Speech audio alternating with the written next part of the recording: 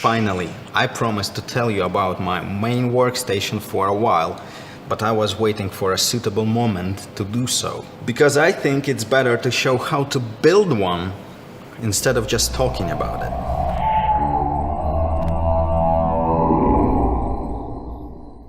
Who is this station for? This station will be perfect for video editors, content creators, CG and VFX artists, obviously, and for anyone whose software benefits from multi-GPU setups. And of course, gamers would appreciate the performance. In my case, I benefit with Octane Render Engine, DaVinci Resolve, Blackmagic Fusion. All these softwares utilizes several GPUs. More GPUs I have, more powerful these softwares are. This workstation won't benefit you as much if you're rendering traditionally with CPU. So does it mean CPU doesn't matter on such a machine? It does, but it's good to understand the technology and what exactly you need. Traditional CPU renderers would benefit from more cores, like in Xeon processors. So if you're rendering with CPU, this would be the most important part for you. How important is CPU for those who choose GPU rendering? Still important, but in another way. CPU affects the speed of the software's viewport itself.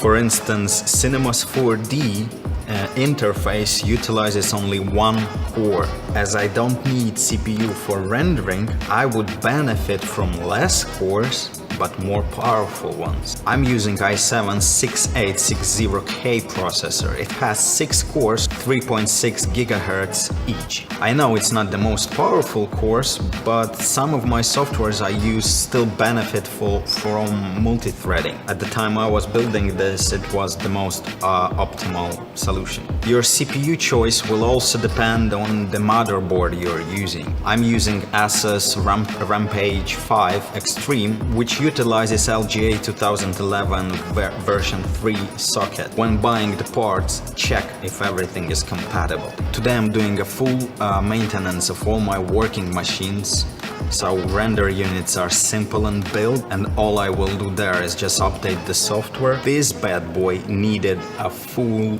maintenance and a lot of parts needed to be replaced. To start the fun part, let's go in the beginning of the day.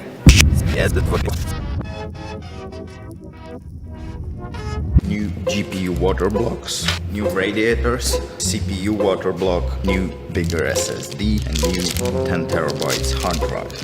Water cooling liquid, distilled water, tube, some screws, and new fittings. And the machine itself.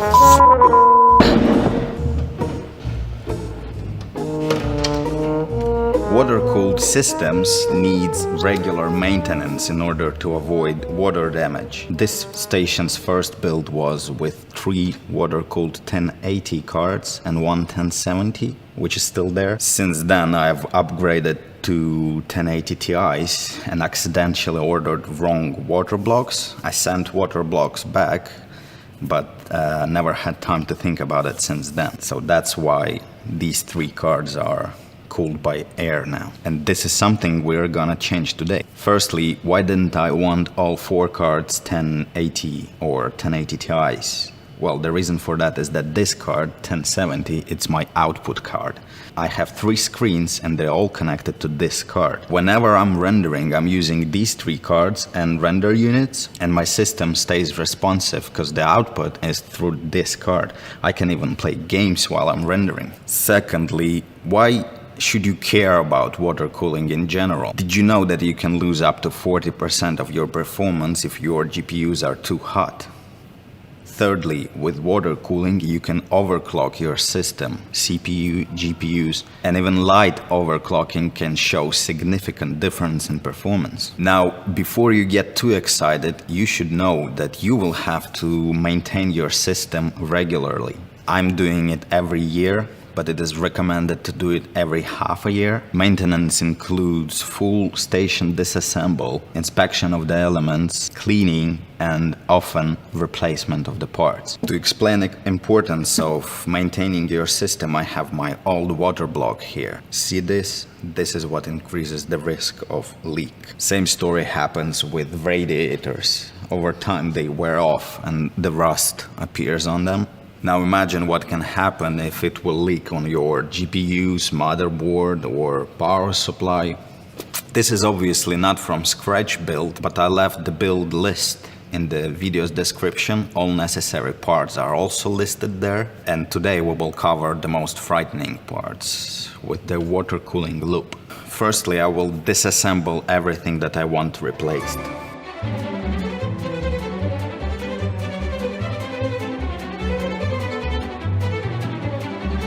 Now, when I removed some elements, I would like to get rid of dust. For that, I'm using compressed air.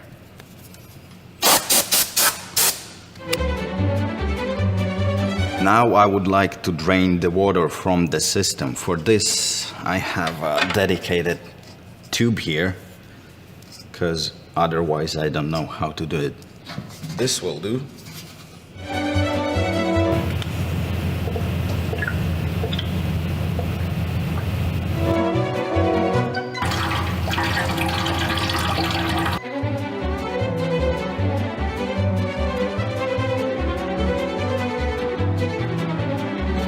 Alright, now to make sure everything is safe, I'll put a lot of tissues around. See, that's dangerous. The process looks really messy, but the result will look neat and nice. At the moment it looks like I killed someone, because I used to have a red liquid in it. Look. Now, because I didn't maintain the station regularly, you see my clear tubes got kind of beige color. I want to replace them all to have really clean look. I'll disassemble the water-cooled 1070 and all the pipes plus the top radiator.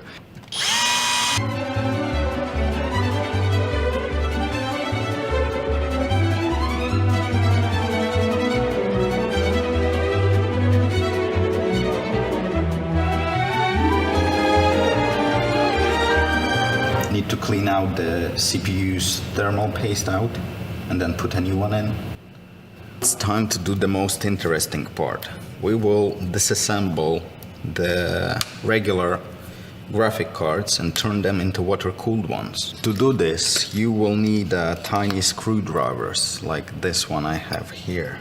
This label here means this card was not touched yet. Firstly, I need to get rid of these screws. And a bunch of really tiny ones. Here.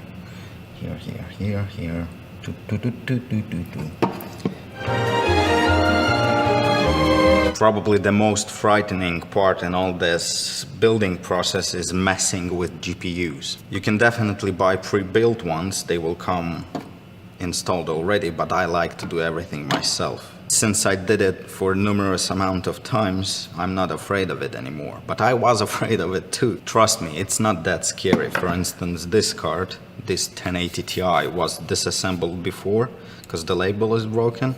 And this happened when I ordered my wrong water blocks. I tried to install it on this one, then I just assembled it back and it worked for a year. GPUs are not as fragile as you think they are. You need to unscrew these two screws here.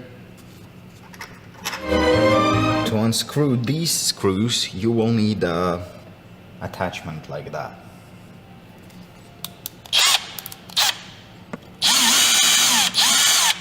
Now, when all screws are gone, you're ready to take it apart. Just pull it like that.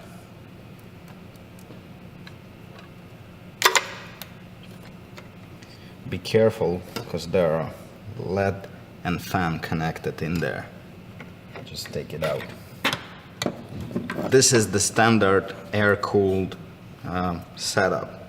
It has thermal paste, thermal pads, and there's the fan. we don't need this anymore. You need to clean all thermal paste off the GPU chip. This is actually GPU. This all is not. This what gives you power.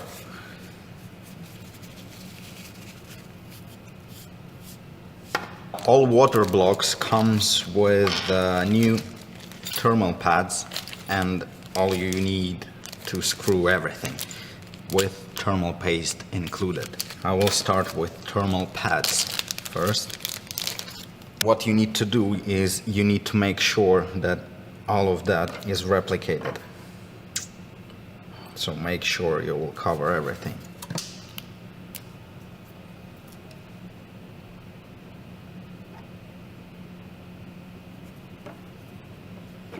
Just in case, if by any reasons these thermal pads came off when you were taking air block off and you don't know where you have to place them, in the instruction included with water block there is a seam where you have to place the pads. Also, interesting fact, all my cards are Founders Edition and I'm using EKWB water blocks. This is a Slovakian company, and now instead of producing dedicated water blocks for each card separately, they're producing these blocks that will fit any GTX series, so Titans, 1060s, 1070s, 1080s, 1080 Ti, and all that jazz. When all the pads are there, we need to put thermal paste on the chip. Don't worry if the thermal paste will get to that green area. It's not scary. Just put an X like that. That should be enough. We're ready to apply our water block on it.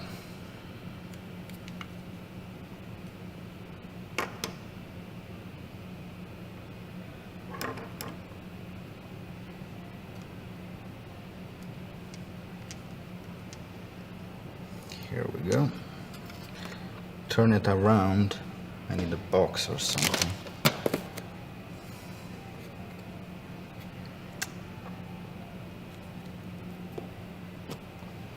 Now you see your screw holes where you need to screw screws back. I will start with big ones.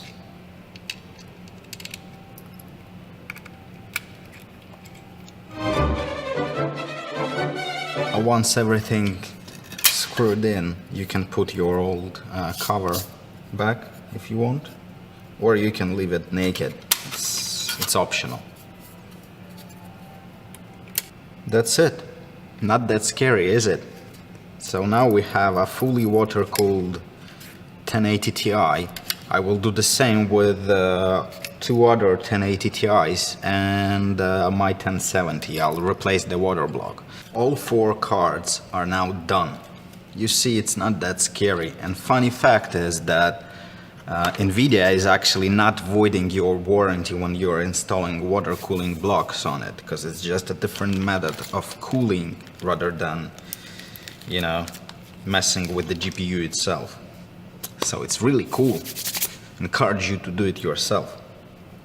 Now you know how to turn your regular graphic cards into water-cooled one. That's done. With this bad boy here, if you're building the one from scratch, you will need to install power supply, motherboard, RAM, CPU, the pump, and all that regular stuff. I will now install the CPU water block.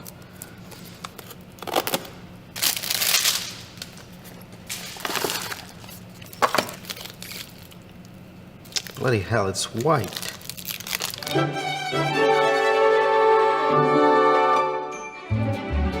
Now CPU water block is installed. Now I will put new radiators in.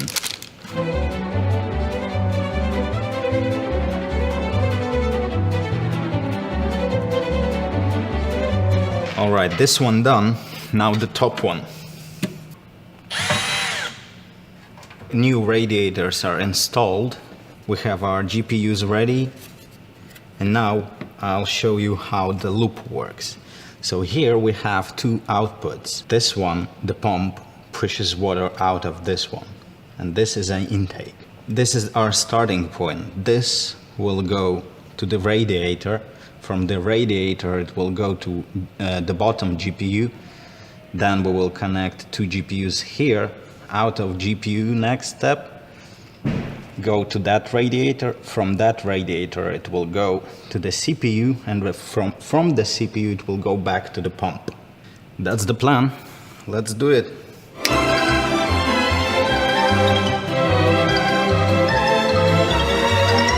In theory, we're done.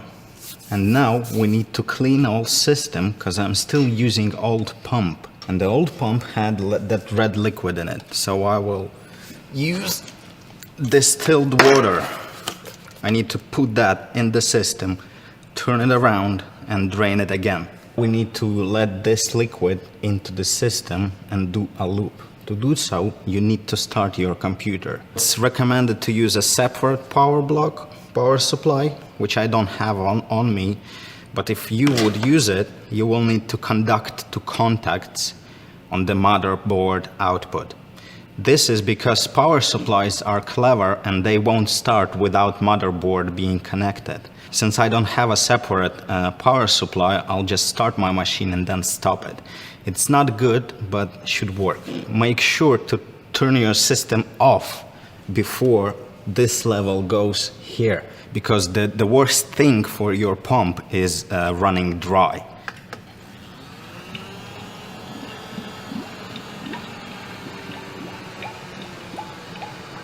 And stop it. Now some of the liquid is in the system and we need to put more in. I will use this time because it's just after this dishwasher, should be alright, and it will be easier for me.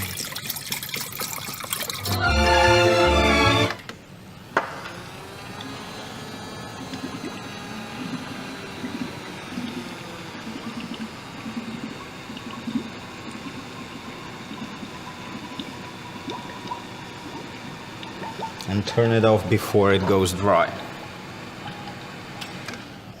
See, these are remains of the old liquid. We need to get rid of it. I think that's alright. Now we can drain it. It's time to put actual water cooling liquid in. It's alright if some of the distilled water will be still in your system, because traditional method of doing it is to put distilled water in the system and then add anti-corrosion thingies in.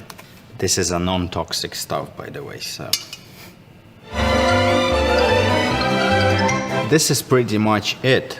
I will fill up the pump, clean everything, and my maintenance is done. Once you've finished, it is recommended to leave the system like that running for at least 24 hours. That way you will see if there are any leaks, plus all the air will get out.